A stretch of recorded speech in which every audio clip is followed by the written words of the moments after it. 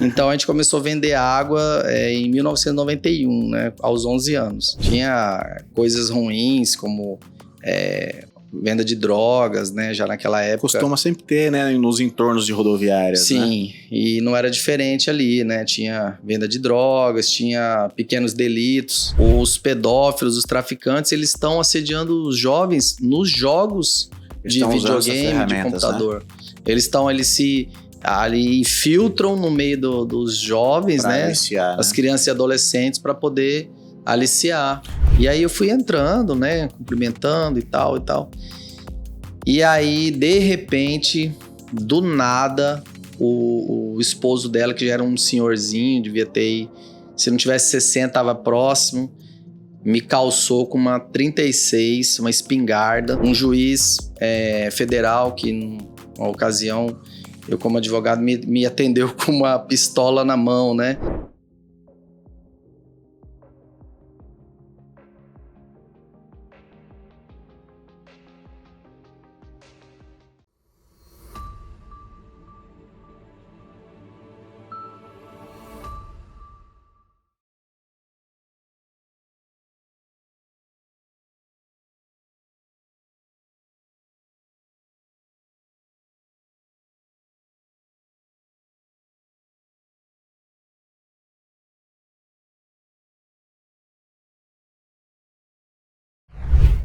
Bom dia, boa tarde, boa noite. Está começando na sua telinha mais um Centralcast, diretamente do centro da América do Sul, trazendo mais informação, trazendo mais variedade, histórias legais.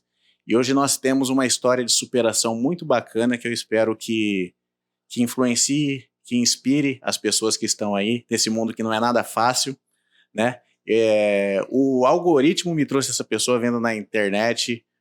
Eu vi uma reportagem aí que deu uma repercutida na internet aí, né, esses dias. Falei, não, eu vou procurar essa pessoa. E ele me atendeu prontamente. Eu fiquei muito satisfeito do doutor Eustáquio Inácio de Noronha Neto, ou doutor Eustáquio. Muito obrigado pela sua presença, doutor. Me atendeu prontamente, abriu um espacinho na agenda. Estamos aqui hoje para bater um papo. Muito obrigado, viu? Eu que agradeço, Murilo. Boa tarde a todos que nos ouvem, né? E é um prazer estar aqui hoje com vocês e compartilhar um pouquinho da minha história. Legal. Primeiramente, parabéns pela história. Eu acho que isso é inspirador, né? Nós vemos todos os dias aí histórias difíceis, né, acontecendo, pessoas sucumbindo às dificuldades do dia a dia, né? Todo tipo de dificuldade que o mundo impõe para nós, né? E aí aparece uma história dessa, que é inspiradora. Estamos aqui na nossa batalha, por exemplo, no nosso humilde podcast, e às vezes, né, a gente se vê colocado à prova e aí uma história dessa vem e inspira a gente, dá aquela injeção de ânimo e vê que é tocar para frente e seguir, né? É isso aí, não pode desistir, né? Com certeza. Então eu estava vendo na reportagem, saiu na época uma... Vamos até dar o crédito, né? Foi na TV Centro-América que saiu, né? Sim. Primeiro fizeram uma reportagem com o senhor lá em 95, né? Que era referente àquela mudança que estava acontecendo na rodoviária de Cuiabá.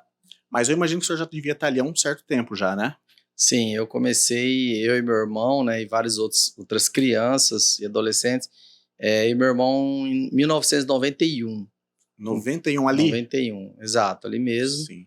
E quando a reportagem foi feita, em 1995, depois de 4 anos que nós já estávamos lá, foi feita exatamente porque estavam construindo uma lanchonete que iria, né, tirar os nossos empregos, nossos trabalhos ali, né? Sim.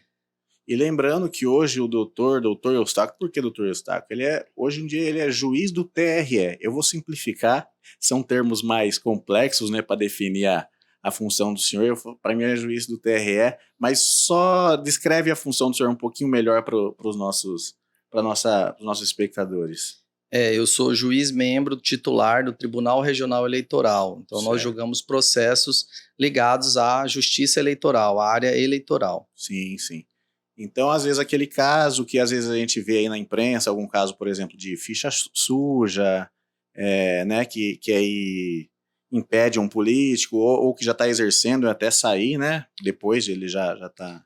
O trabalho da Justiça Eleitoral, ele vai desde do registro de candidatura, onde é avaliada essa questão que você falou, mas depois disso tem a parte da campanha mesmo, né? Crimes onde a Justiça... eleitorais, né? Exato, onde a Justiça fica ali de olho nas propagandas eleitorais, fake news, né? Acompanha todas a eleição, né? Os trâmites da eleição, e depois disso ainda tem o julgamento das prestações de contas dos candidatos. Ah, certo, que é outro detalhe também. E aí, né? ainda depois disso, tem, em alguns casos, as ações de cassação de mandato, né, que podem ser propostas, e aí cabe à Justiça Eleitoral analisar e julgar. Interessante. Mas, pessoal, a gente vai primeiro falar de uma história, a gente está falando de uma história de inspiração, de superação aqui. Então, doutor... então o senhor começou em 91, vocês não são daqui de Cuiabá, né? Como que foi a chegada mais ou menos para cá? A nossa família, assim como tantas outras, veio do sul, né? Do estado do Paraná, e viemos em 1982, quando tínhamos 2 anos, né? Eu e meu irmão, e por isso, respondi sua pergunta agora há pouco, me sinto totalmente mato-grossense, né? De coração. Nós estamos há mais de 40 anos aqui. Sim.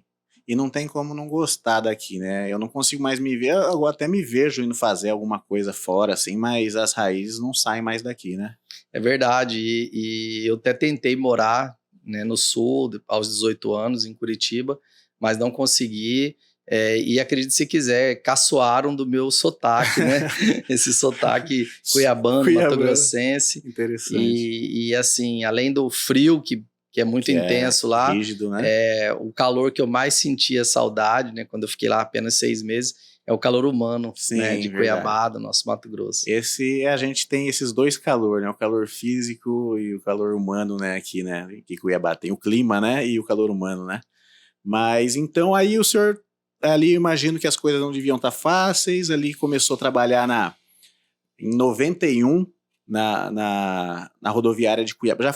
Vocês já foram direcionados a trabalhar ali direto? Ou... Na verdade, como nós morávamos ali no bairro Alvorada, que é bem próximo à rodoviária, né, praticamente ao lado, até 1989 nós só estudávamos, brincávamos, mas em 89 os meus pais decidiram se divorciar, né, e aí a minha mãe reuniu a filharada lá e falou, olha, agora todo mundo vai ter que ajudar, né? Todo mundo vai ter que trabalhar. Ficaram mais sérias, né? Ficaram mais difíceis. E aí foi então em 89, na verdade, eu e meu irmão tínhamos 9 anos de idade, quando a gente começou a trabalhar. Inicialmente vendendo picolés, né? Sorvetes e picolés ali no entorno mesmo, na rodoviária. Bairro Alvorada, Concio, Araés, ali próximo. Íamos juntos, porque eram muito, muito pequenos, né? Franzinos. Então ia sempre os dois. Somos gêmeos, né? Se apoiando ali, né? E aí depois de um tempo, muito calor, né? A gente estudava de manhã e vendia picolé à tarde. Depois de um tempo a gente resolveu engraxar sapatos ali na rodoviária. Rodoviária mesmo, certo. Foi aí que nós tivemos os primeiros contatos com a rodoviária. Então, engraxamos sapato por mais alguns meses e não nos adaptamos muito, porque tinha alguns engraxates que usavam de alguns expedientes que a gente não achava correto. Por exemplo, cobrava 5, na hora que o cliente ia pagar era 30, porque ele usou a tinta e o cara não sabia, o cliente não sabia que tinha suas malícias, tinha que pagar ali, né? mais caro, daí ficava aquelas brigas e ameaçava jogar tinta, né? Não estou generalizando, mas tinha alguns que faziam isso. E aí a gente viu, olha, engraxar sapato aqui é meio perigoso. Era um meio que estava meio tóxico, assim. E aí minha mãe viu, né? Minha mãe viu que tinha um projeto do juizado de menores ali.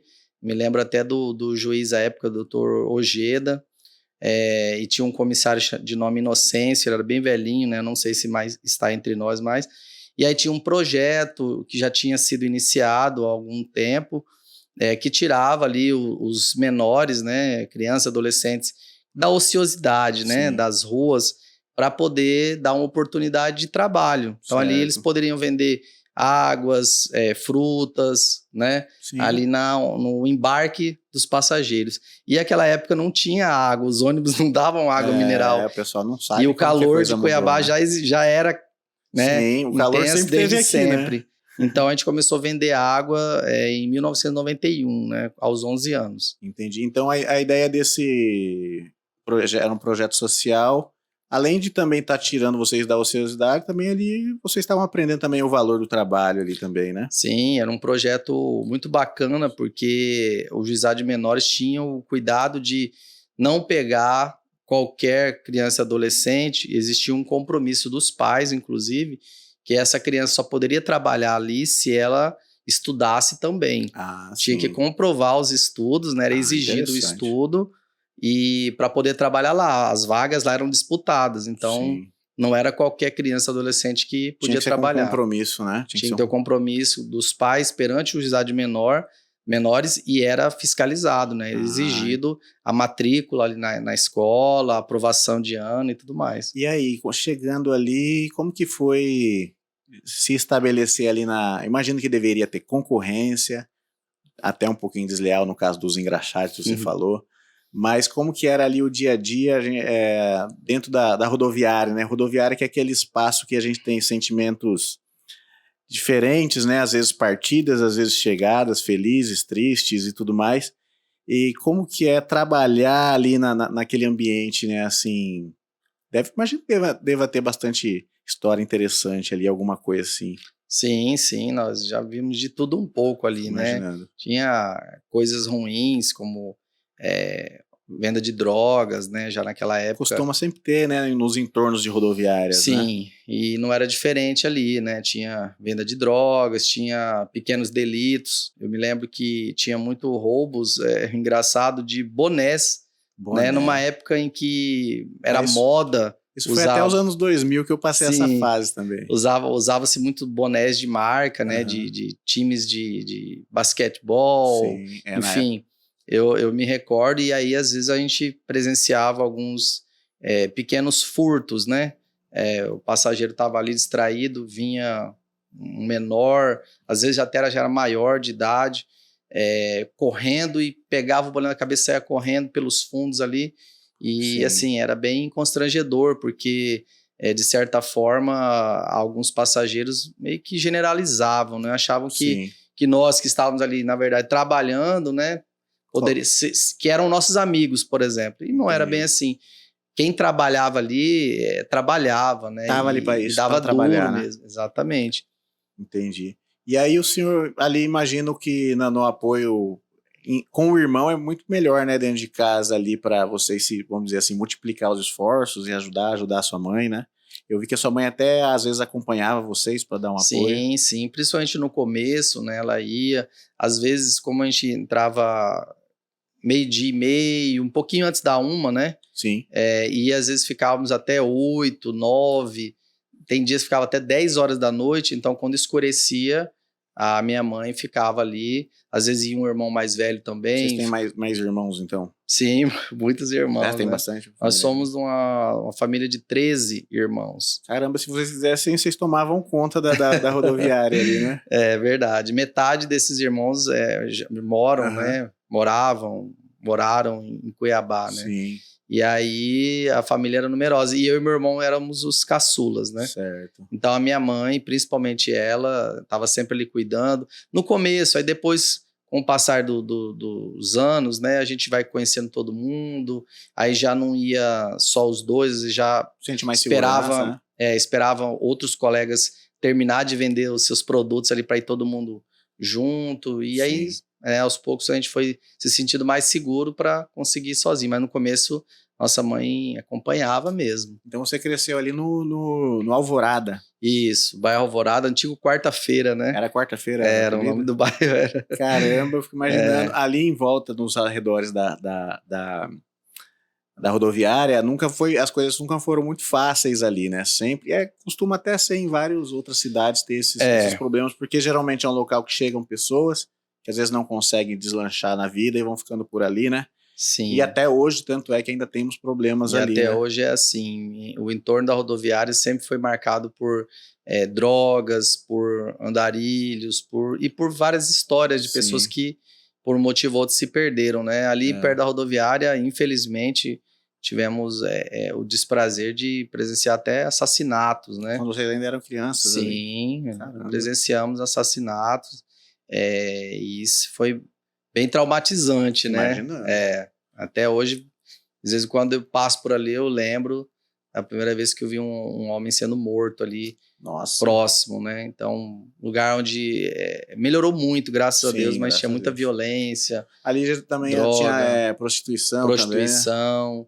muito, muito. E até hoje a gente vê ali, né? Quem passa ali em frente à Resquícios. rodoviária, vê muitas pessoas ali acampadas ali, né? Eu acho que é um problema social que eu não sei se as autoridades ficam enxugando o gelo ou não existe uma providência realmente efetiva para poder, né, tirar essas pessoas, né?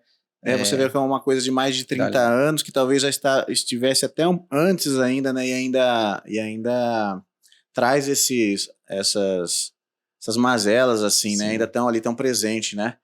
E como esse projeto, ele continuou? Como que foi? Ele foi só até a chegada da lanchonete? Por incrível que pareça, né? E a reportagem à época frisou isso aí.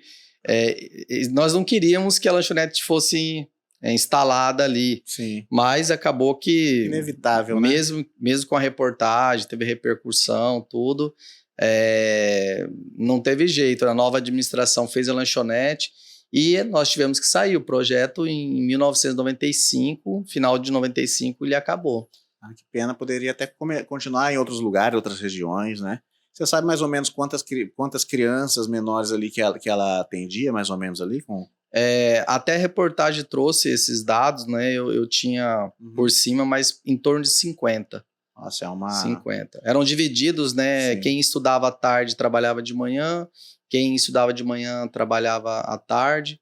Então eram 2 turmas ali, tinham bastante gente vendendo de água, salgado, frutas. Sim.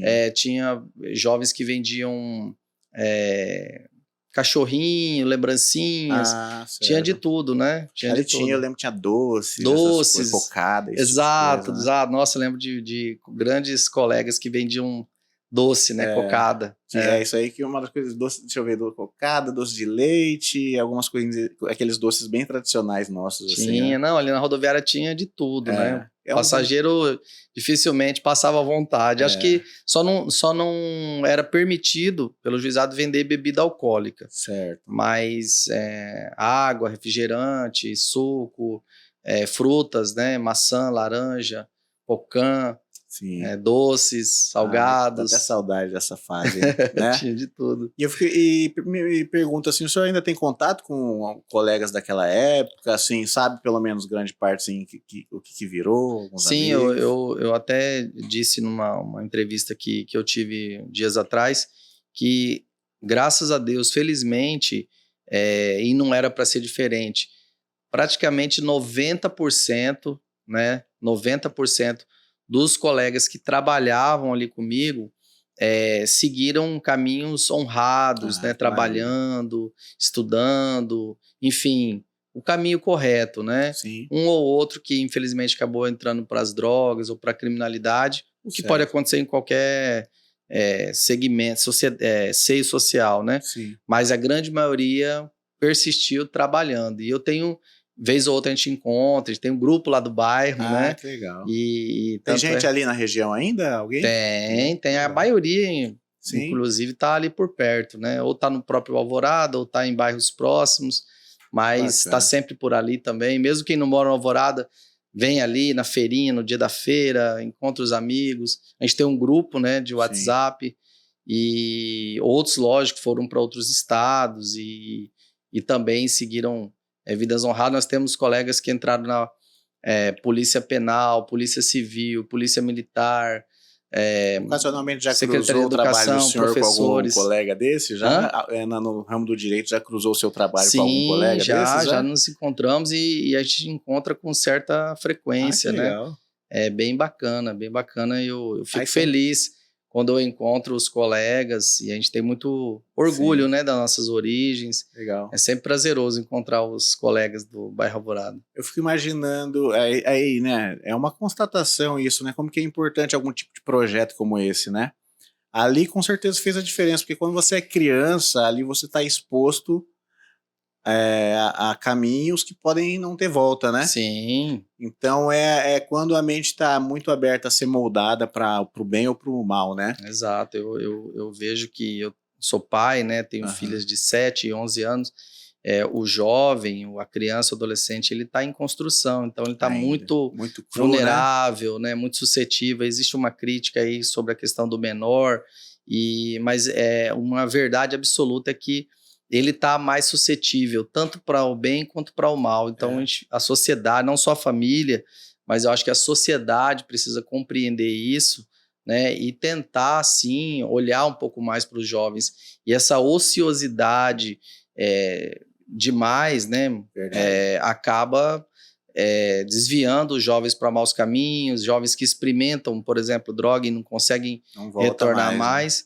Né? E hoje a realidade é outra, nós temos jovens alienados mentais por conta da tecnologia, né? Que hoje... Celular, redes sociais, e o jovem não faz nada o dia inteiro, muito jovem não faz nada o dia inteiro, e aí com essa ociosidade toda... Excesso de informação chegando também, né? Que exatamente. Também E aí muitos jogos, redes sociais, videogame e tudo mais, internet, e se isso não for focalizado, né? Focado para o bem, a gente pode ter problemas, né? Sim. E hoje os jovens são muito ansiosos, isso já essa geração Z, né? Z que chama, né? Estamos na geração Z já.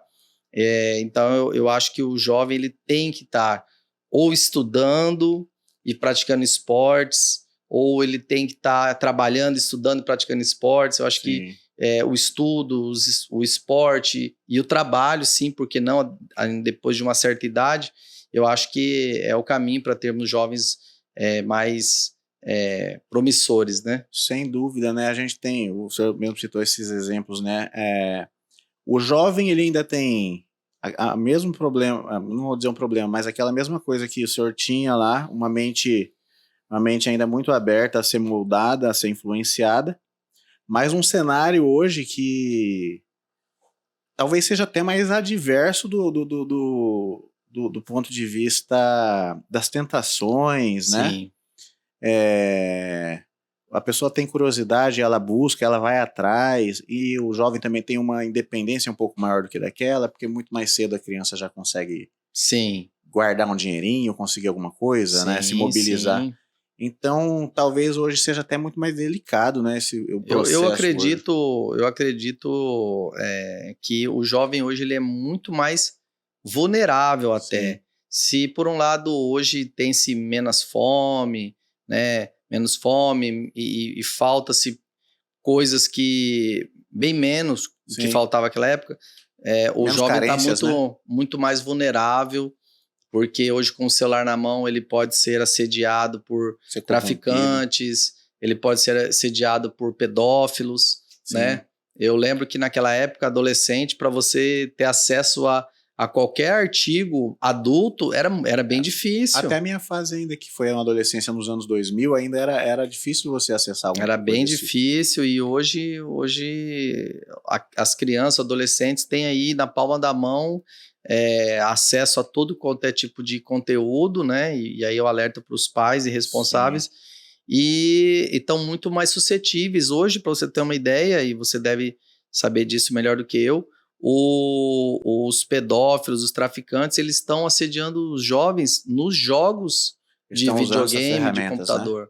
Eles se infiltram no meio dos jovens, né? Aliciar, as crianças e adolescentes, para poder aliciar. Né? Então, olha só como que o negócio é complexo, né? Mesmo as crianças sendo expostas às informações do que é o certo e o que é errado, ainda está acontecendo isso, né? E por quê, né? Porque não tem ainda vivência para distinguir o que é o certo, o que é errado, né? Por isso que é muito importante, às vezes, o trabalho, né? O acompanhamento do pai, da mãe ou de algum adulto responsável.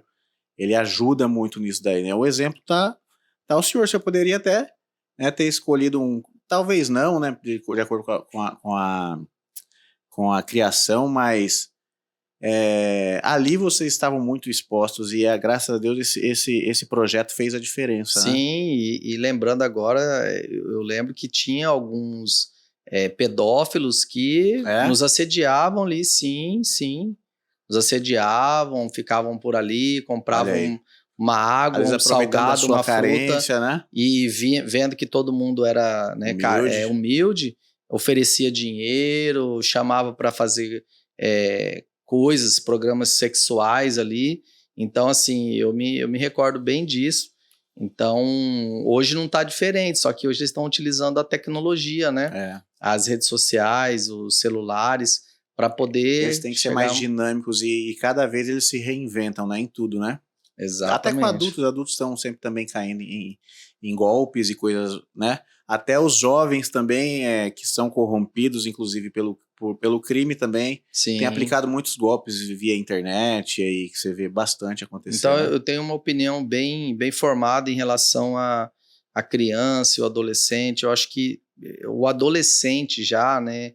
A criança, se não precisar trabalhar, é melhor, né? Mas que estude e faça programas, né, adequados para a sua idade e tenha ocupação, né? E o adolescente, a depender da idade, eu acho que um pouco de trabalho não vai fazer mal, pelo contrário, vai trazer... Hoje nós temos adolescentes que não têm uma consciência financeira, por exemplo, que acha que o dinheiro cai do pé da árvore e nós temos uma mídia, né, que imprime essa questão do consumismo. Consumo demais, né? Consumismo. Então, os adolescentes veem as coisas bonitas no Instagram, nas redes sociais, na TV, e eles querem. Só que isso custa dinheiro. E aí que está o ponto. Quando o adolescente não tem uma boa base familiar, ele acaba buscando falando, poxa vida, eu quero a qualquer custo. Sim. E aí pode entrar para criminalidade, né? Infelizmente a gente tem visto muitos crimes praticados por jovens assim, de menos de 20 anos, assim, que já aprendeu alguma coisa na internet, aplicando algum golpe, alguma coisa assim. Sim. Tá demais, né? E nesse ponto eu sou muito grato, Murilo, porque na rodoviária nós trabalhávamos muito, o trabalho não era fácil, né? Imagine com 11 anos, acho que eu pesava 40 quilos, uma caixa pesando 10, né? 25% do seu peso. Então, assim, o trabalho era difícil, mas a gente já ganhava o nosso próprio dinheiro. Então, graças a Deus, a gente nunca precisou fazer nada errado. Trabalhando, a gente conseguia ter o dinheirinho para ir ao shopping, ir ao cinema e principalmente ajudar em casa, né? Ter o básico ali. Sim. Nunca faltou, né? Mas com muito trabalho. E como que era a dinâmica? Você trabalhava, vendia ali a sua caixinha, sei lá quantas águas cabia, e aí depois você buscava, tinha alguém que vendia próximo, você comprava? Sim. Começamos com aquela caixinha menor, que cabia 12 águas, né? Cada água tinha 500 ml. Essa mesmo. E aí depois você vai acostumando com o peso, vai falar, não, poxa, eu vou ficar várias vezes indo e voltando. Aí compramos a caixa maior, cabia 24. Então, na verdade, eu falei 10 quilos, mas chegava a 12 quilos. Sim. E era só água, tinha gelo, alguma coisa também para manter, para acomodar ou não? A gente podia colocar gelo também, mas se a água tivesse bem gelada, a gente... Elas mesmas se mantêm ali, né? Tentava, era no isopor, né? Então ia lá, ficava algumas horas, terminou, a gente voltava correndo, né? Ali no bairro Alvorada mesmo. Tinha meninos que eles mesmos compravam no mercado, gelavam em casa, né? Mas nós tínhamos sempre um comércio ali, o seu Jonas, né? Que é falecido já, ele tinha um bar e ele fazia isso, né? Ele gelava as águas, entregava, cobrava um pouquinho a mais, entregava as águas para a gente já gelada, e aí você não precisava ficar usando a geladeira da sua casa, né? Que às vezes não tinha espaço. O senhor já chegou a fazer, assim, mais ou menos quantas viagens de reposição, assim, num dia, o senhor lembra? Mais ou menos? Eu lembro, assim, nos dias bons, né? Umas 5. Caramba. 5 vezes quantas águas? Não, 24. Caramba, mano, mais de 100. Mais de 100 águas. E as épocas de festas, viagens, né? Final de ano era ótimo, né? A gente vendia bastante. Era quando a gente queria ficar até 10 da noite, 11 horas da noite, aí às vezes a mãe fala, não, tá tarde, vocês estão cansados. Ela ia buscar e a gente queria vender, trabalhar mais, ganhar mais. Legal. Então, e quando terminava assim, quando chegava, porque tem que relembrar que naquela época não tinha, os ônibus não davam água. Não tinha um Era ar-condicionado. quente, não tinha ar-condicionado. E às vezes chegavam os ônibus que vinham de outras cidades, já chegavam cheio de passageiros. Iam apenas pegar mais ali no embarque, né? Então o pessoal descia para... Quando eles chegavam, aquele ônibus cheio de passageiros, a gente ficava oriçado ali. Às vezes num ônibus só você já matava Às vezes num ônibus a gente já chegou de num ônibus só vender quase uma caixa inteira. Pô, fica felizão, né? Muito, quando a gente é criança. Não, era divertido, a gente... Eu já vendi pastel assim e batendo assim de porta em porta. Meu pai fazia pastel. Época que ó, em 2000, 99 e 2000, era 50 centavos um pastel. Hoje que é uns R$8 um pastel, olha que diferença, né? 50 centavos era um pastel do mesmo jeito que é hoje. E às vezes tinha um que tava reunido em família assim. Viver tudo aí, menino. Nossa coisa boa, senhora, né? Na primeira você já matava. Assim. Não, às vezes a gente encontrava uma família ali que tava viajando, todo mundo, né, de férias. E aí pegava já uma para cada um. Tinha famílias que compravam bastante. Tinha aquela de negociar tantas por tanto. Tem desconto. Que ser, né? Faz parte do comércio, né? Desconto. Faz 3. Na época era R$1, né? Porque nós... Ainda era de garrafinha na época, né? Aquela garrafinha de 500 ml. Né? E aí, se comprasse 3, tinha um desconto. Era assim. Vou pegar mais uma aguinha pro senhor aqui. Obrigado. E, lembrar. Nossa, outra coisa também, você também passava fita na caixa toda para conservar ela? Sim. Isso daí é básico, né? A gente passava fita, né? A minha mãe era bem caprichosa, então passava fita, dava ali 2 voltas, porque a caixa, ela ficava, quando você terminava, você colocava ela no chão e a gente ficava usando ali ela também como banco, às vezes. Então tinha que ser bem, né? Com a fita para não sujar, né? Ela também mantém, parece, a caixa, para não quebrar, né? Porque qualquer coisinha, às vezes, ela racha, né? Uma caixa de isopor novinha, se você tem um valor, levar na rodoviária e sentar ali, colocar ela no chão, daqui a pouco tá suja. E aí, se um cliente vê uma caixa suja, né? Ele vai, com razão... Na minha época a gente passava aquela fita marrom, que nem bonito ficava aquela fitona marrom. É a mesma que a gente passava. Essa daí, né? Não fica bonito, né? Mas é funcional, assim, pelo menos conservar a caixa. Era essa mesmo. Né? Nossa, espaço-tempo, hein? Era divertido, a gente era cansativo, mas era recompensador, né? Sim. Compensante. Eu vendia pastel ali, eu morei 30 anos aqui próximo, aqui no Residencial 8 de Abril. Cresci ali, 30 anos eu morei ali. E aí, uma época mais difícil, assim, meu pai começou a fazer pastel e são 3 condomínios que tem, sei lá, juntando tudo, dá uns 50 blocos. Eu acho que eu conheço ali. Dá uns 50 blocos. Bastante gente. Então, tipo assim, o ruim que era sobe e desce escada, né? Então, tipo assim, você ia... Mas, Murilo, você veja, muitas pessoas, né, só pegando o gancho do que você está falando, muitas pessoas, às vezes, reclamam que estão desempregados, que estão passando até necessidades e tal, mas assim, claro, respeitando a individualidade de cada um, nem todo mundo tem a veia comercial, né? Mas eu acho que é sempre possível fazer alguma coisa para ganhar um dinheiro honestamente. É verdade. Dá para você vender salgado, doce, né? Eu tive uma namorada que vendia docinhos, né? Sim. Então, assim, fazia, depois saía para vender. Você vê o trabalho que é, né? Fazer, pegar e sair para vender, né? Por isso que quando a gente encontra essas pessoas aí, né, na noite cuiabana, vendendo e tal, tem que valorizar, porque pessoal. Às vezes a pessoa vai de manhã no mercado, compra os ingredientes, aí depois durante o dia fica fazendo e à noite ainda tem o gás, né, o ânimo de sair para vender. Então, assim, sai para vender a hora que tá todo mundo se divertindo, né? Sim. E eu vejo realmente em Cuiabá nós passamos uma fase econômica um pouquinho mais apertada, que muita gente teve que se reinventar desse jeito, né? Então você sentava numa lanchonete, alguma coisa, daqui a pouco passava alguém vendendo um bombom, né? Sempre tava bem forte. Então não tinha um minuto de sossego. Às vezes eu me pegava quase que, não, mas peraí, essa pessoa tá trabalhando, né? Às vezes quase que eu percebia que muita gente não tinha paciência, assim, de lidar. Mas valoriza o trabalho daquela pessoa, né? É isso aí. Mesmo que você não possa comprar, mas... Seja gentil. Seja gentil, porque não é... A pessoa tá vendendo, é igual você falou, ela não só pegou, colocou ali e saiu para vender. Ela teve todo um preparo que às vezes foi o dia inteiro dela. Ela mesma preparou. Então... O cara que tá vendendo um lanche também. É engraçado, Murilo, já que tem que ser valorizado, né? um programa que a gente tem um pouco mais de tempo, Sim. né? E é bem descontraído, tô me sentindo bem à vontade aqui. Um dia desse eu ouvi de um frentista de posto de gasolina, né?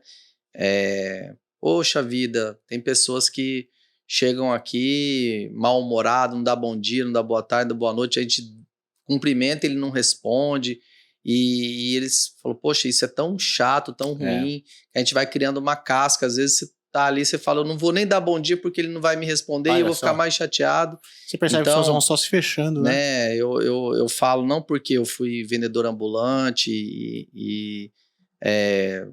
já exerci vários cargos de vendedor, né, porta em porta, enfim, Vamos passar por isso aí consórcio. também, né? Tem bastante. Mas assim, eu digo, nós precisamos ser mais gentis, Sim. né? No mínimo educados. Então, chegou um bom dia, boa tarde, boa noite, um por favor, um obrigado. Verdade. Às vezes muda o dia daquele profissional que está ali, né? Eu estou falando de um frentista, mas ouvi também, dias depois, de um entregador de comida, né? De iFood, sabe? Reclamando da hostilidade das pessoas, da Tá falta demais. de educação.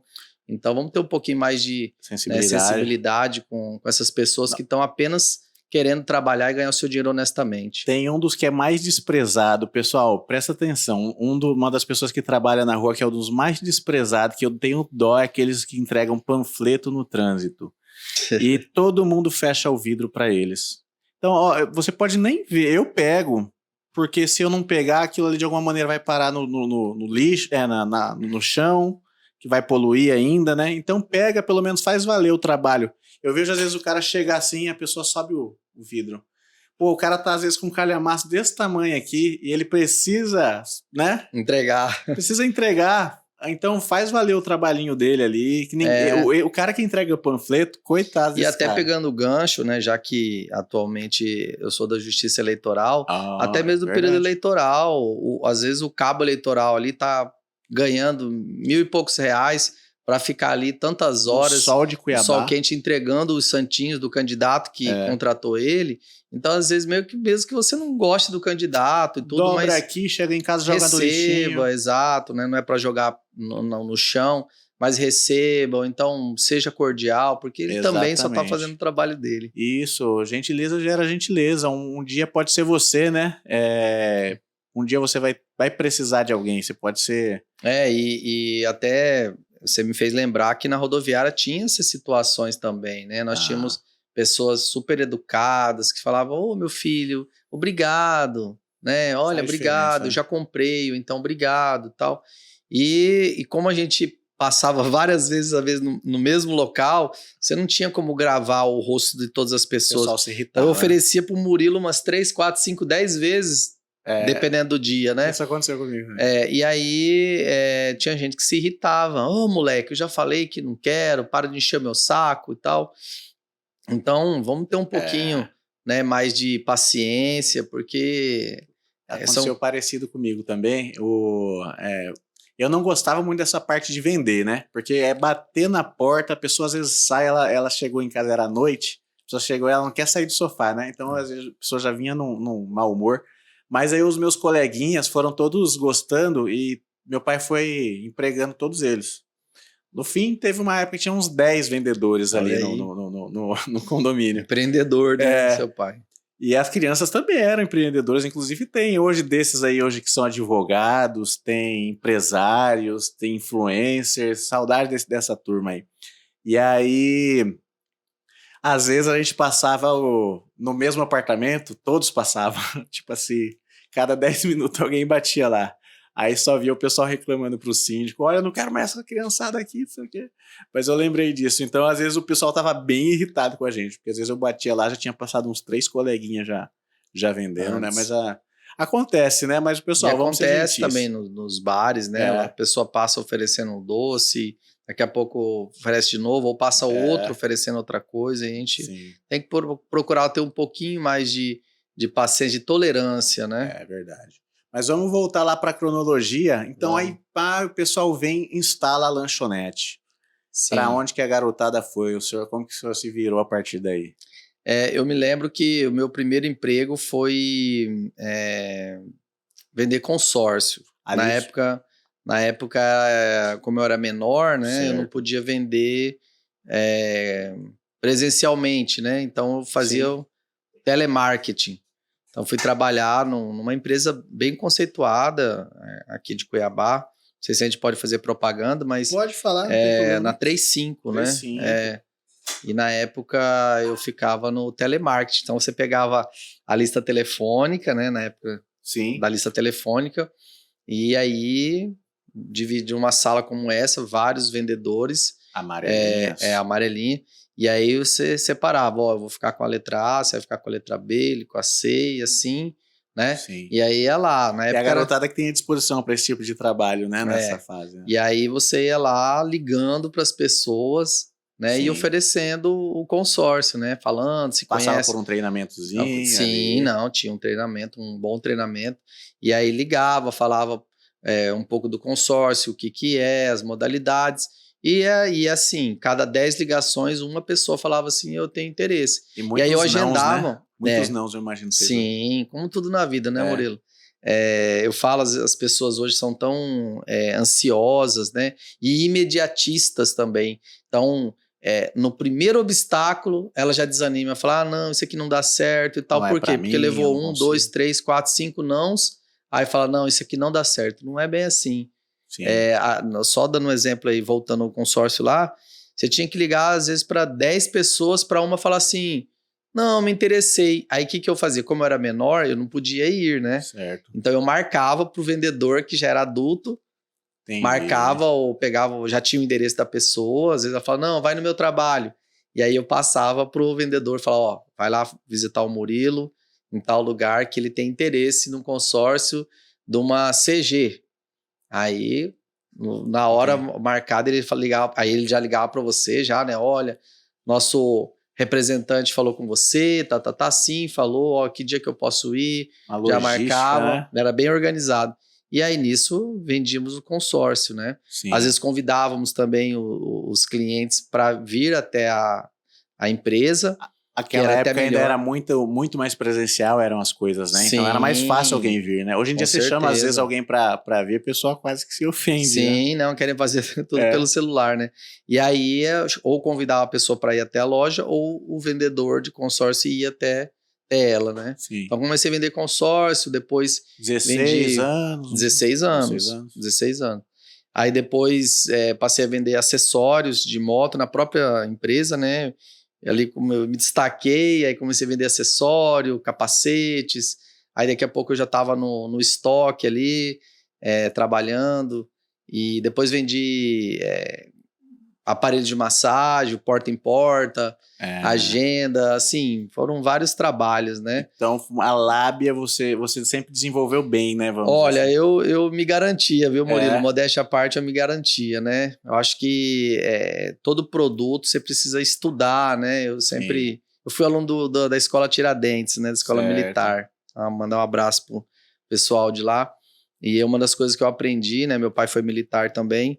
Que eu aprendi no militarismo é você ter estratégia, né? Sim. Então, conhecer o produto e aí estudar o máximo que você puder para você poder argumentar. Isso, né? Não vai ter uma pegadinha ali que você não vai saber responder, né? Se você está bem preparado, né? Treinado, então você vai conhecer bem o produto, vai poder expor e aí saber se comunicar, né? E tem muito comprador, possíveis compradores que são malas, assim, o prazer deles é às vezes te dificultar, né? Mesmo que ele compre, mas tem um pessoal que dá uma bela de uma dificultada, né? E tem algumas histórias muito interessantes, porque tem alguns que te testam, mas é para saber se você tá preparado, né? E aí depois vai rolando uma empatia ali, daqui a pouco o cara dava uma canseira de umas 3 ligações, e aí de repente o cara aparecia lá, gostei do fulano, ele explicou direitinho, eu vim comprar, e comprava, né? Então... aquela coisa, estratégia e perseverança, né? A venda, a pessoa tem que saber que não vai, muitas vezes, ser no primeiro que ele vai vender. É um processo e tem que ter perseverança. Eu comecei, por exemplo, a ser vendedor por necessidade, assim, não é uma coisa que eu gostava e ainda não é uma coisa que eu morro de amores, né? Mas até vai aparecer aqui a nossa empresa, a empresa da família, só que chegou um momento que você vai ficando adulto, as contas vão aumentando, suas necessidades vão aumentando. Aí eu falei lá na empresa, pessoal, eu vou começar a vender aí, e seja o que Deus quiser. E fui metendo a cara, imaginando no começo você sem nenhum um jogo de cintura, né? Então, tive muita canseira, hein? Até porque ainda não era muito preparado, né? Mas depois que você conquista, aqui, essa empresa aqui, a empresa da família, e aí, quando você conquista a confiança, hoje em dia eu tenho clientes há mais de 10 anos, né? Olha aí, São é um tipo de clientela, já virou uma cartela de clientes, né? E eu tava lembrando, Murilo, agora mesmo, que voltando só um pouquinho nessa linha do tempo, que a gente gostava tanto de trabalhar, eu e meu irmão, que aos domingos, e quase todos os domingos, era um ou outro que se tinha algum evento da família que a gente não ia. Aos domingos, não bastasse a gente ter trabalhado de segunda a sábado, né, que a gente trabalhava os sábados também, no domingo, muitos domingos a gente pegava e ia num lugar que é bem conhecido aqui do pessoal de Cuiabá, que chama-se Sinuelo, na saída para Rondonópolis ali. Sim. No Sinuelo, e nós íamos vender aquelas fitas cassetes, né? Fita? Nossa, vou falar a verdade, né? Fita pirata, então eram aquelas fitas que tinham uns compilados, né? Na época de Zezé de Camargo, Luciano, Leandro Leonardo, né? Chitãozinho Chororó, Amado Batista, aqueles Raça Negra, aquele sucesso.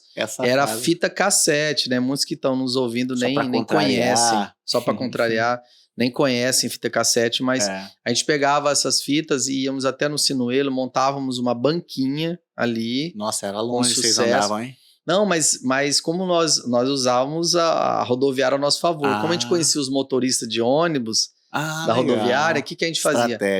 Estratégia, a gente falava com aqueles mais conhecidos, você que vai para Rondonópolis, vai domingo, sempre tinha algum conhecido ali. A gente pegava o ônibus na rodoviária, o motorista nos dava uma carona. Né? Um abraço a todos os motoristas de ônibus aí. Dava uma carona para nós até no Sinuelo e na volta a mesma coisa. Parava um ônibus ali para poder... Ocasionalmente era um conhecido. E tal. Ou a gente pegava uma carona e voltava. Que bom. E a gente descia, montava a banquinha ali no Sinuelo, e os clientes que iam ali lanchar e tal, via, né? A gente tava ali, 2 meninos ali, e a gente passava o dia, Murilo. Passávamos o dia. Nem vê o tempo passar. Geralmente a gente voltava à noite, entendeu? Então a gente sempre gostou de vender, né? Sim, legal. De vender, e aí ganhávamos mais um extra, né? Foi uma coisa... Vocês eram empreendedores ali já, né? Sim, sim. Vocês tinham essa noção. E aí aí teve uma fase que o senhor vendeu... como que é? Negócio de massagem? Aparelho de massagem. Era um negócio fácil de vender? Acho que não, né? Olha... Porque, assim, anos 90... pouco conhecido ainda, né? Porque anos 90 era um negócio quase que meio luxo, assim, não era? Ter um aparelho de massagem. Mas era barato. Então, assim, um aparelhinho, de massageador, né? E daí tinha aquele que vibrava? Isso. Minha tia tinha toda uma estratégia. E você... Também, isso eu lembro que eu vendi no centro de Cuiabá, e esse era o porta em porta. Então, nos comércios, nas avenidas, né? Fernando Correia, Avenida FEB, e era porta em porta. Assim como o consórcio, né? Depois, quando eu vendi consórcio da Rodobens, também porta em porta. Teve uma época que foi... E sempre estudando também? Sempre estudando. Eu nunca parei de estudar. Certo. Né? Sempre estudando. E aí o interesse já foi de cara? O senhor já tinha naquela época o direito te atraía ou foi uma coisa... Na verdade, o meu pai, era o sonho do meu pai, né? Então, ele sempre falava, queria que um filho dele fizesse direito e tal, e ele já tinha tido 10 filhos, né? Comigo e meu irmão, e até então ninguém tinha estudado direito. E aí eu peguei... Né, por ter uma facilidade de se comunicar e tal, e comecei a fazer mais para agradar o meu pai. E aí me apaixonei logo de cara. Isso aí já, que época que a gente pode... Isso aí já estava... Eu comecei um pouco depois, né? Eu não comecei aos 18 anos. Dos anos 2000 já. Acho que eu comecei em 2003. Teve uma época que eu estava tão embalado nas vendas que quando eu fiz 18 anos eu fiquei viajando pro interior de Rondônia, Mato Grosso, vendendo esses aparelhos de massagem. Você foi mais a fundo, então, a ponto de viajar para vender. Sim. Entendi. Eu lembro que a minha irmã tinha junto com o meu cunhado, uma empresa que vendia esses aparelhos também, e aí a gente fazia viagem juntos e muito tudo perrengue mais. nessas viagens também, imagino que sim, Nossa, né? muito. Nossa, tem umas histórias bem curiosas, né, Murilo? Tem alguma que você pode contar Tem pra uma gente? que, assim, marcou mesmo a minha vida. No estado de Rondônia... Fico imaginando, hoje, às vezes, desculpa cortar, mas as estradas já não são tão boas hoje. Fico imaginando há mais de 20 anos atrás. Né? Mais ou menos 20 anos atrás. Mais de 20 anos atrás, isso mesmo. As estradas não eram boas, mas eu lembro que uma vez a gente rodou 1.000 quilômetros, assim, no mesmo dia, né? E eu já dirigindo, jovem, era bem perigoso. Mas teve uma história que me marcou bastante. No interior de Rondônia, uma vez eu fui com os aparelhinhos ali de massagem, né? Visitar a região dos sítios, né? Sitiantes. Então, chegava ali, né? Era uma equipe, né? Passava, deixava aí ia no outro sítio, ia e tal, e depois passava pegando. Aí já era umas 5 da tarde, praticamente era o último cliente para ser visitado. Eu bati palma e saiu lá um senhorzinho meio desconfiado, e aí ele deixou eu entrar e tal. Na verdade, foi a esposa dele que me atendeu. E aí eu fui entrando, né, cumprimentando e tal. E aí, de repente, do nada, o esposo dela, que já era um senhorzinho, devia ter, se não tivesse 60, estava próximo, me calçou com uma 36, uma espingarda. Caramba! Exatamente. O pessoal era arredio na época, né? Eu só fui entender depois, né? Uhum. E ele, fora da minha casa, você é um bandido, não vem com essa conversinha, porque o vendedor tem uma conversa, sim, né? Bonita ali, envolvente e tal. E, de repente, ele colocou a espingarda em mim e falou assim, vai embora daqui. Eu, sem sangue, né? Assim, nunca tinha passado por uma situação dessa.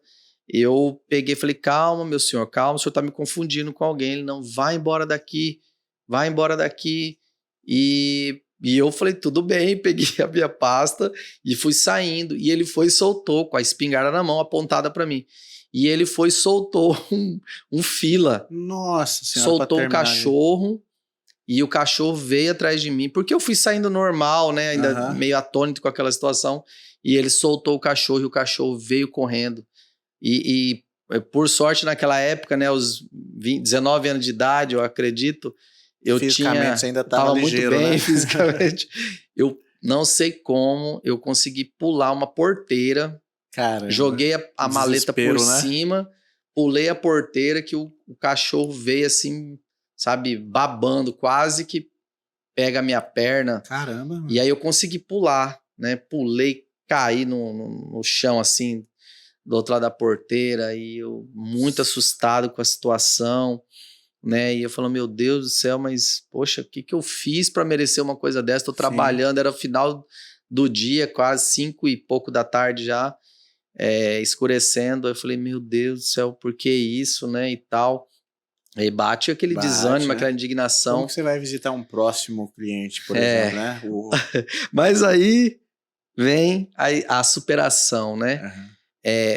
Procurar compreender o porquê daquilo, né? Lógico que eu estava primeiro assustado, depois raiva, né? Indignado, porque, poxa, eu não era um bandido. Aquilo, né? Não era um bandido.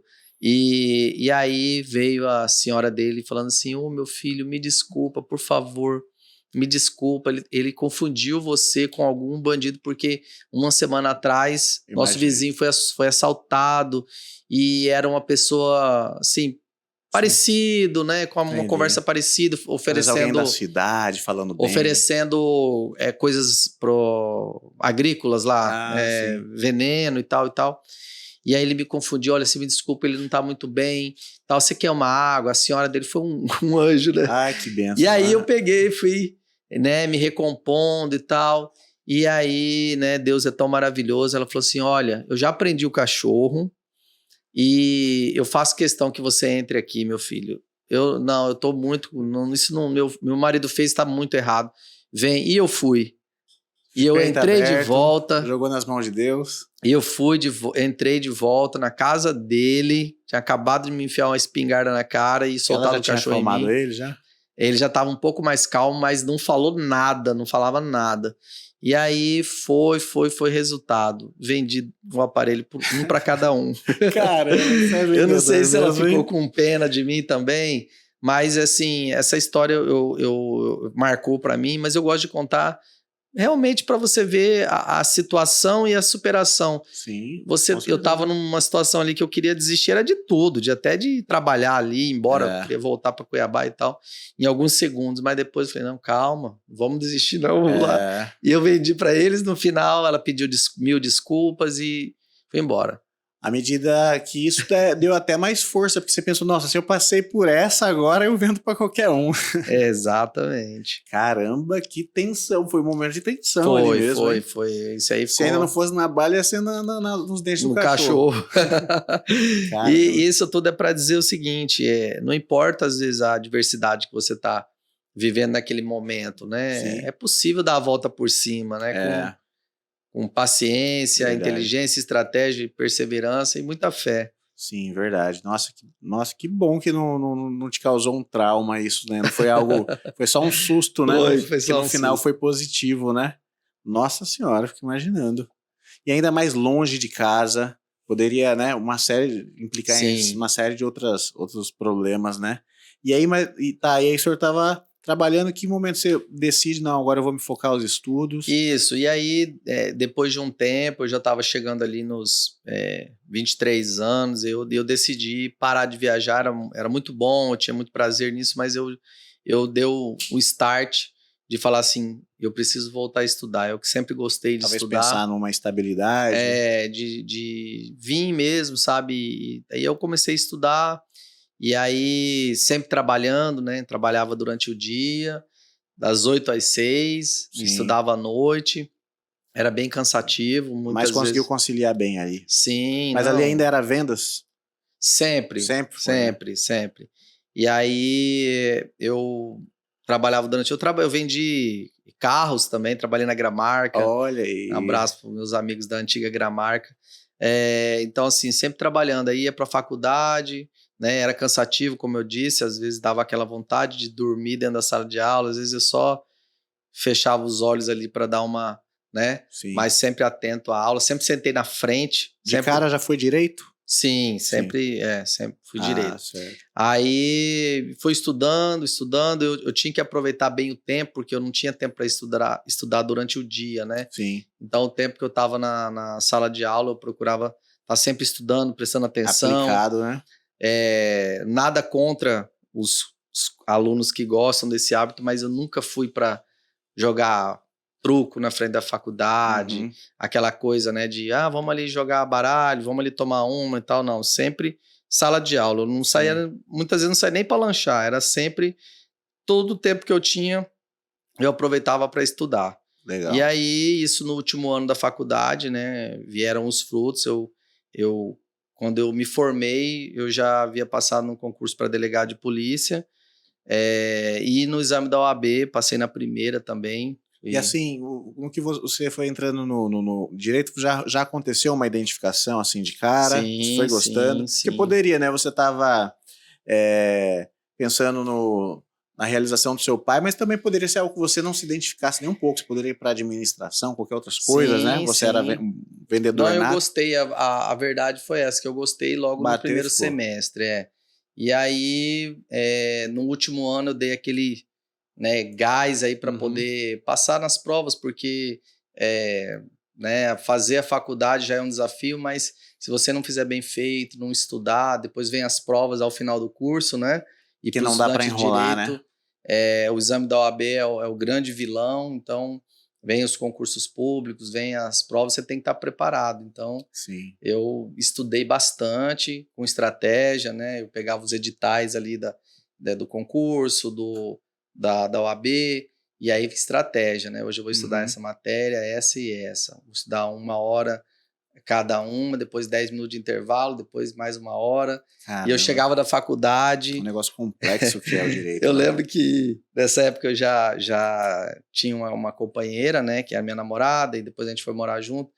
E ela falava, meu Deus, como você aguenta? Eu chegava da faculdade 10h30, tomava um banho, um copão, uma xicrona dessa de café aqui, ó, e estudava mais um pouco. No último ano foi assim, sempre. Só folgava no domingo. Já preparado para os concursos, então. Exatamente, me preparando para quando viessem as provas, né? Eu sabia que eu ia ter que enfrentar o exame da ordem. Já tinha... Desculpa, pode concluir. O senhor já fazia estágios, essas coisas? Já conseguia? Por incrível que pareça, eu não tive essa oportunidade. Eu sempre digo, né, depois como professor, né, tive essa alegria de ser professor. Eu sempre disse para meus alunos, olha, se vocês tiverem oportunidade, façam estágio desde o primeiro semestre, porque isso vai lhes ajudar bastante. Eu não tinha essa oportunidade, eu só trabalhava. Sim. Então, você sentiu falta disso, né? Eu senti. Quando eu passei no exame da ordem, peguei minha carteira e fiz um teste num dos melhores escritórios aqui, na área criminal, e fui trabalhar, né? Competi com advogados já experientes, né? E graças a Deus eu fui aprovado. Eu senti falta porque eu não tinha o estágio, né? A prática. Você fui advogando e estagiando ao mesmo tempo, mais um desafio. Você tinha toda a teoria bem apurada, mas a praticar é outra história, né? Mas aí Deus foi bom comigo novamente, tive um guru, um mestre, né? Quero aproveitar para mandar um abraço para o meu mestre, Valber Melo, que me ensinava da forma que tem que ser. Ele falava, ó, faz assim, assim, assim e tal, e o resto se vira. Vai lá, pesquisa, estuda. Ele obrigava você a estudar, a pesquisar. Então, Interessante. Que bom. E como que é entrando no meio, você ali ainda, vamos dizer assim, pouco experiente, num meio que é muito difícil, muito concorrido. Eu imagino que deva ter tomado suas pancadas também ali, coisas que te frustraram no começo. Como que é lidar também com essas... algum momento esse seu amor pelo direito também foi colocado à prova também? Ah, sim, por muitas vezes, né? Eu acho que na nossa vida a gente está sempre sendo colocado à prova. Toda profissão, né, tem suas agurras ali. Então, eu me lembro que quando eu fui despachar com uma promotora de justiça, e foi uma experiência ruim, porque ela marcou comigo, falou, pode vir tal hora e tal hora. E quando eu fui conversar com ela, expliquei tudo, ela olhou para mim e falou assim, mas isso já não está escrito no processo? E aí eu fiquei assim, e sabe, me tratou mal, sabe?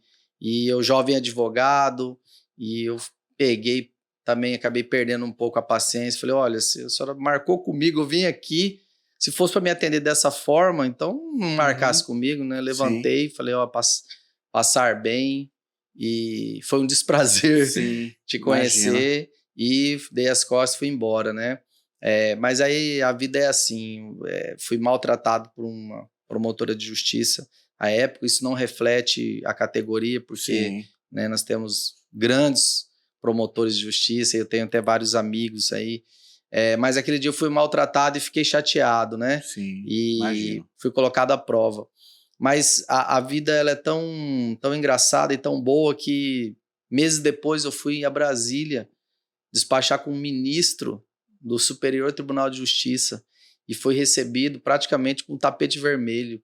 E eu falei assim, meu Deus do céu, como pode, né? Um ministro aqui, né? Me tratou tão bem, cafezinho, perguntou do Mato Grosso, como que é e tal. Eu tinha 5 clientes presos na época, né? Advoguei na área criminal, 5 clientes presos aqui no norte de Mato Grosso, e o caso tinha saído no Fantástico na época, aquela coisa toda. E eu fui despachar com ele, tudo, ele me atendeu como se fosse o meu avô, né? Ele já era bem velhinho, cabeça branca. Foi ele que assinou a minha carteira da OAB ali, tem os registros, né? Meu primeiro que assinou. E me atendeu super bem, concedeu o habeas corpus, mandou soltar os 5. E eu falei assim, não por ele ter concedido, né, o nosso pedido, mas a maneira que ele recebeu. A maneira que ele me tratou, eu falei, não, vale a pena. Toda a área tem as pessoas ruins, os maus profissionais, e tem os os anjos, né? Aqueles que trabalham certinho, que são educados. Então, humanizado, né? Exatamente. Porque eu até entendo que é um meio que é muita responsabilidade, né? E Sim, talvez você sim. até entende o fato de um profissional do ramo estar tenso por algum motivo, mas como vocês constantemente devem ter que lidar um com o outro, né? Volta aquela questão da gentileza, né? Exato. E aí depois, anos depois, né, para você ver como que a vida é, essa promotora até foi afastada exatamente por essa postura, né? Essa conduta, Então, entendi. a vida é assim mesmo, Como né? A que pessoa é, faz né? aqui, depois lá na frente você observa que, né, Sim. a vida cobra. E eu me lembro até em outra oportunidade, e tanto que a vida é curiosa e cheia de pregar peças na gente, um juiz federal que, numa ocasião, eu como advogado, me atendeu com uma pistola na mão, né? Caramba. Exato. Me atendeu Mais uma vez as armas te é, acuando. e aí eu falei, doutor, por favor, né, abaixa essa arma, né, eu sou só o advogado. E aí ele justificou, não, aqui é perigoso, né, era uma região, Cáceres, uma região realmente muito perigosa. Naquela época tinha muito mais crime de pistolagem, né? Sim, e assim, eu representava um cliente que era acusado de tráfico de drogas, enfim, tráfico internacional de drogas. E aí, depois eu entendi toda a situação, havia uma ameaça, né? De forma geral, ele estava recebendo ameaças anônimas e tudo mais, e ele estava com muito medo, né? Imagino também, né? E anos depois eu encontrei esse mesmo juiz e nos tornamos amigos. Olha só, né? Ele veio para Cuiabá e nos tornamos amigos. Então a vida é assim, é cheia de altos e baixos. Como que é? Às vezes a gente vê em filmes, né, a tensão que é às vezes entre os advogados de acusação, advogados de defesa. Agora falando do lado humano, vocês chegam a sentir também um pouco de incômodo, de raiva? Às vezes a pessoa tá ali vocês discutindo de maneira técnica, mas eu fico imaginando o contexto, como que se sente o... Não, claro, eu acho assim, a gente precisa primeiro aprender a separar as coisas, né? Sim. O profissional do pessoal, saber que quando você está ali, você está fazendo o seu trabalho, virar você chavinha, né? Como juiz, como promotor, como advogado, mas saiu dali depois, nada impede de vocês, né, baterem um papo, tomarem uma cerveja juntos e tudo mais. Acontece né? de ocasionalmente você se degladiar num processo e o cara ser um colega, amigo seu até? Acontece, principalmente nas ações, nos júris, né, ações que envolvem julgamento popular, acontece de debates acalorados ou em sessões de julgamento, mas os debates têm que ficar no campo das ideias, né? Sim. Eu acho que não pode levar para o lado pessoal. E eu acho que eu aprendi isso lá, na vez vendas. que tanto é que eu não guardei rancor dessa pessoa. Tanto é que hoje podemos ser amigos, né? Sim, com certeza. E já aconteceu outras situações também de desembargador pegar e caçar sua palavra ali, não deixar você falar, e você falar, mas eu vou te chamar a polícia para te retirar aqui, aí você acabar saindo e depois ficar aquela situação chata, e eu sempre consegui contornar, dar a volta por cima, e nunca levei pro lado pessoal, nunca guardei rancor de quem quer que seja. Mesmo com todo o conhecimento jurídico, então, você pode dizer que o seu aprendizado como vendedor fez muita diferença nisso? Com certeza. Eu até brinco com os colegas advogados, né? Eu lembro que no começo da carreira, um cliente me ligou todo desconcertado e falou assim, doutor, eu não tenho como mandar o motorista ir lhe buscar em Cuiabá, era no interior, né? E aqui não tem avião. O senhor poderia vir de ônibus? Olha, um ônibus semi-leito, tal. Eu falei, claro que sim, por que não? Sim. Então, assim, às vezes as pessoas reclamam de ter que pegar um ônibus ou de dirigir algumas horas ou ficar algumas horas em pé ou fazer determinadas coisas, e eu fico rindo por dentro. Eu falo, gente, eu já enfrentei tanta dificuldade, tanta coisa, que hoje para mim não acho nada difícil. Para mim nada é difícil, né? Como advogado, eu fiz vários júris, né? E aí ficava ali horas falando, porque tem você fala e tem a réplica, a tréplica, né? Então, no final, você tá com a garganta queimando ali. E aí as pessoas falam, nossa, mas é muito difícil. Mas nada é fácil, né? E esses usos levam muitas horas, né? Muitas horas, é bem complexo, bem delicado, né? Envolve crimes contra a vida. Mas eu digo que não só as vendas, né? Eu acho que tudo que eu já passei só me tornou mais forte. Foi forjado na pancada, vamos dizer assim, né? Exato. Imaginando como que é. E aí, advogou por quanto tempo, mais ou menos? Olha, antes de assumir o cargo no Tribunal Regional Eleitoral, 15 anos. 15 anos. 15 anos. Aí o senhor falou que prestou concurso para delegado. Chegou... em 2008, já no finalzinho da faculdade. Eu fui aprovado em um concurso para delegado de Polícia Civil lá no norte, no estado do Acre. E aí foi a primeira prova de concurso que eu havia feito para delegado. Meu pai, né, me incentivou. Eu falei, não, vou fazer. Eu estava estudando para a OAB, eu sempre quis ser advogado. Você meio que fez para se testar? Não, e o meu pai foi militar e ele chegou a ser delegado também, né? Nos anos 70, lá no Paraná. E ele me falou, olha, saiu um concurso lá no Acre, você poderia fazer e tal e tal. E aí, para agradar meu pai, eu falei, eu vou fazer. E também para testar os meus conhecimentos, né, já porque eu estava estudando para o exame da ordem. E aí fui feliz, né? Consegui ser aprovado. E aí, quando chegou nas últimas fases, eu estava noivo e levei a noiva lá para conhecer. Ela não gostou muito da cidade, era muito, muito longe, né? Acabou que eu não assumi. Sim, entendi. Porque antes da última etapa eu já tinha passado no exame da ordem também. Meu pai disse, não, para que fazer prova da OAB? Você já, né, tá aqui aprovado no concurso para delegado, vamos esperar e tal. Eu falei, não, pai, eu não posso esperar. E aí eu fiz o exame, fui aprovado no primeiro exame da ordem. E aí eu comecei a advogar. Sim. Então, acabei escolhendo, né, o que eu sempre quis. E aí, depois de 15 anos, já 14 anos, surgiu a oportunidade, né? Essa seleção para ocupar o cargo no TRE. Mais uma vez, o meu guru, o meu mestre, né, pegou e falou assim, por que você não participa, né?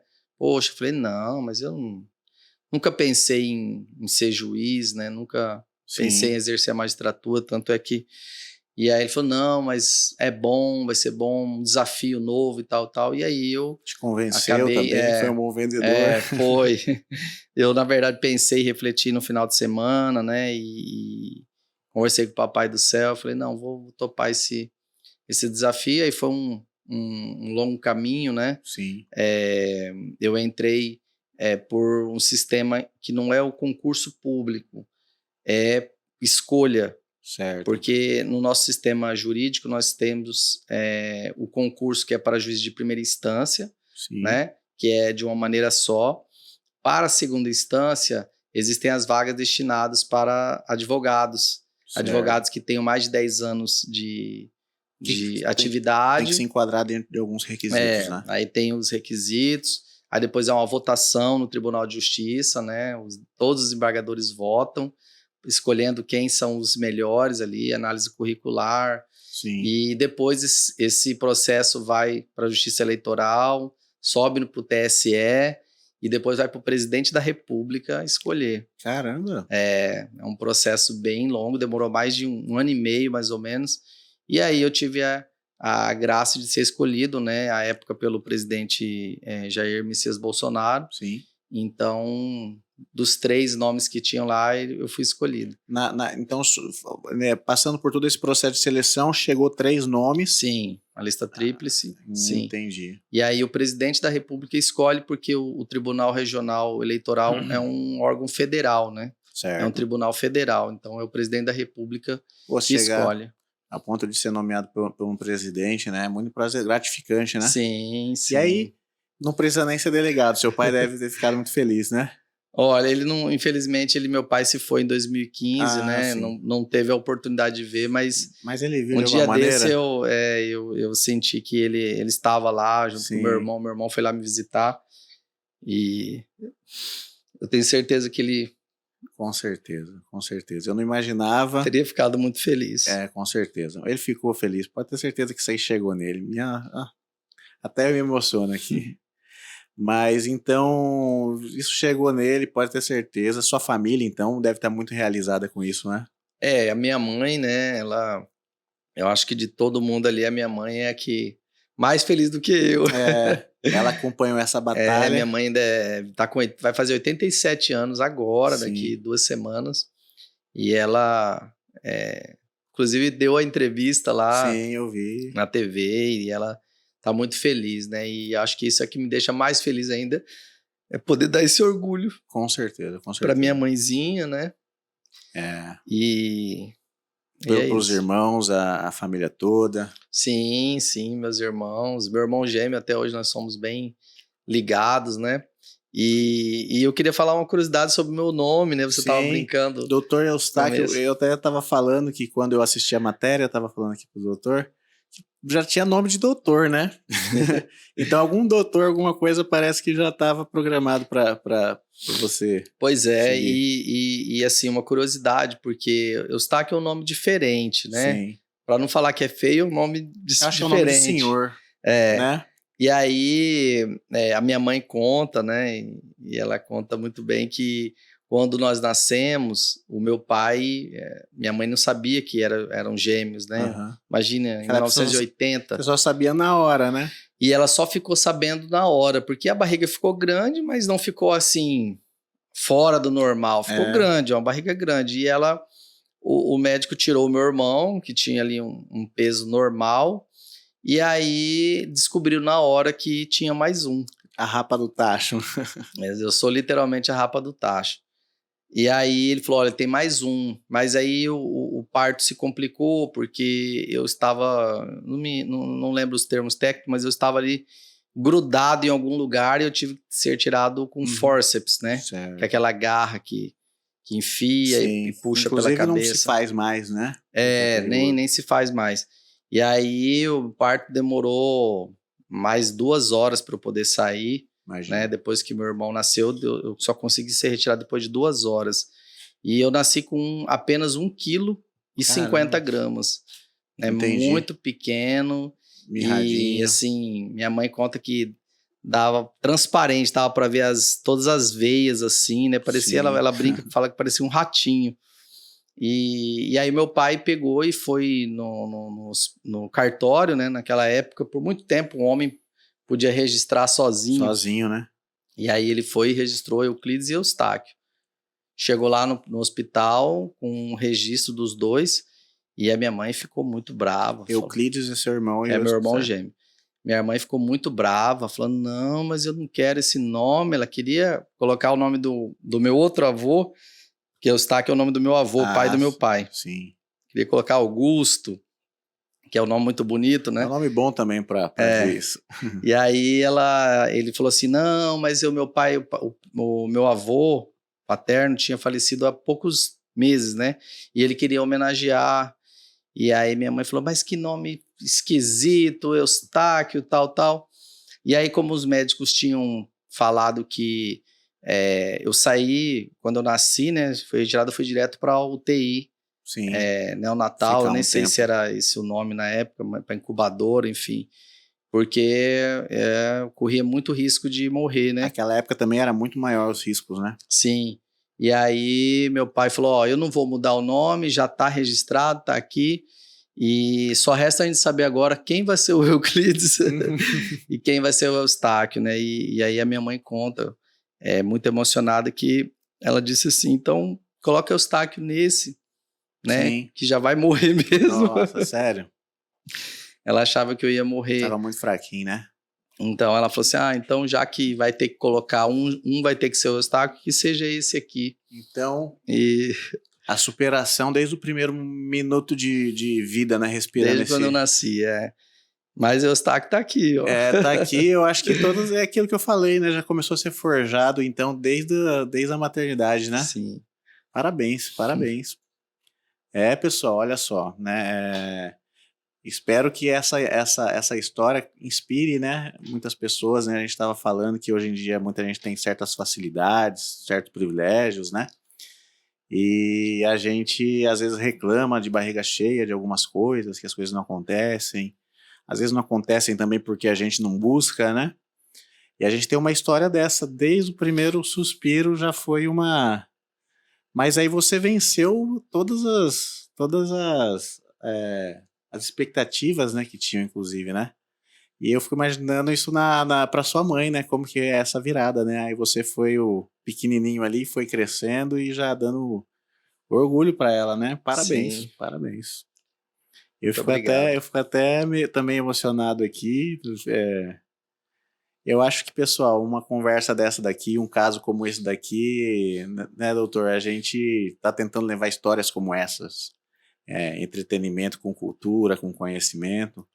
Eu acho que a gente tem que aproveitar esse momento aqui, já que você que está assistindo esse programa aqui, você vai se inspirar e vai levar isso para mais pessoas. A gente acha que a gente merece aquilo que a gente estava falando, né? Valorizar o trabalho das pessoas. Eu acho que a gente merece que você compartilhe essa história com mais pessoas, que você dá o seu like lá, que às vezes não é um esforço nenhum. É igual abrir a janela para receber o panfleto, né, que a gente estava falando. Sim. A gente precisa do seu like aqui para a gente manter esse projeto vivo. E o senhor, como um bom vendedor, vão aproveitar e deixar o clima um pouquinho mais leve, né?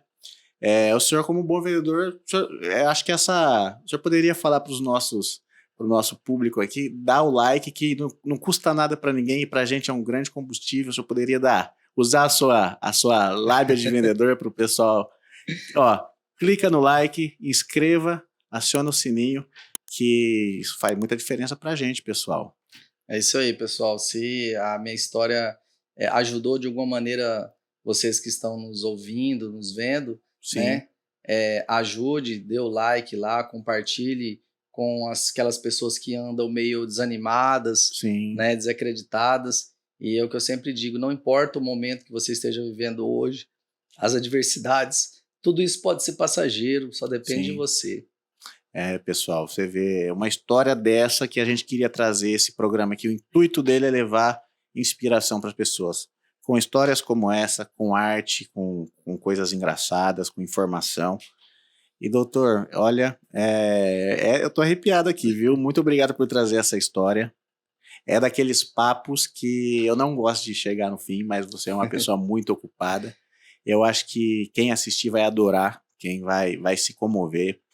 Eu aposto que muita gente vai chorar com essa história. E eu só não me desmanchei porque eu tenho que manter aqui, né? Muito obrigado. Desde o começo, desde a primeira mensagem que eu mandei pro doutor, ele me atendeu da maneira que a gente estava falando, né? Alguém que está trabalhando, valoriza o trabalho e muito obrigado. O senhor foi muito educado desde o começo. Todos os dias, né, a gente fomos acertando a nossa agenda, conseguimos encaixar. O doutor foi super pontual, chegou tudo certinho aqui. Muito obrigado, doutor. Só tenho a agradecer a sua presença. Imagina, Murilo, eu que agradeço o espaço aí, né, de eu poder ter contado um pouquinho da minha história. E isso não serve para a gente se vitimizar, nada. Eu tenho muito orgulho das minhas origens, do meu passado, mas para que de alguma forma, né, possa ajudar aqueles que no momento estão enfrentando diversidades, dificuldades, seja de qualquer área, né, da vida, para que persistam, né, que vocês vão conseguir o que vocês desejarem. E, doutor, antes de finalizar, só uma curiosidade, né? Eu deveria até ter abordado isso um pouquinho antes. Em breve, eleições chegando, como que fica um juiz do TRE? Como que fica já a ansiedade? Porque quando começam as eleições, vem muita dor de cabeça, né? É verdade. No ano que vem, né, nós teremos eleições municipais. Nós, do Tribunal Regional Eleitoral, nós ficamos aí na segunda instância, no segundo grau. Então, os juízes das zonas eleitorais que eventualmente proferirem decisões que sejam contrárias aos interesses de determinados candidatos, e esses devem entrar com recursos, e nós estaremos ali no TRE para poder apreciar. Com os radares ligados para não passar nada, né? Com certeza. E no Brasil ainda tem muitos problemas assim. Eu imagino que essa época o sono deve ficar prejudicado, né? É verdade. As eleições, em geral, né, são bem polêmicas. Vivemos um estado de polarização política, e eu acredito que no ano que vem isso vai se acirrar ainda mais. Ainda mais, né? Doutor, mais uma vez, muito obrigado pela sua presença. Pessoal, esperamos que tenham gostado. Deixa lá o seu like, inscreve, aciona o sininho, tá bom? Que é muito importante pra gente. Muito obrigado, doutor. Eu que agradeço, Murilo. Obrigado a todos. Então, pessoal, bom dia, boa tarde, boa noite e até uma próxima.